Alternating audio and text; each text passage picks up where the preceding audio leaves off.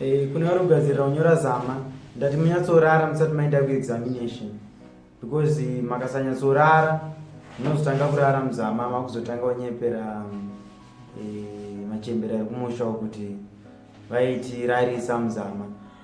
Zvechikoro izvi hazvinei nekunzanzi wazoroyewa vantu vaita sei, zvinongoda kuti ungorevhisa wonyatsorara, wozwa wakasarara worara uchirevhisa night before wanonyora examination, unozobatwa nehopuwa muexamination.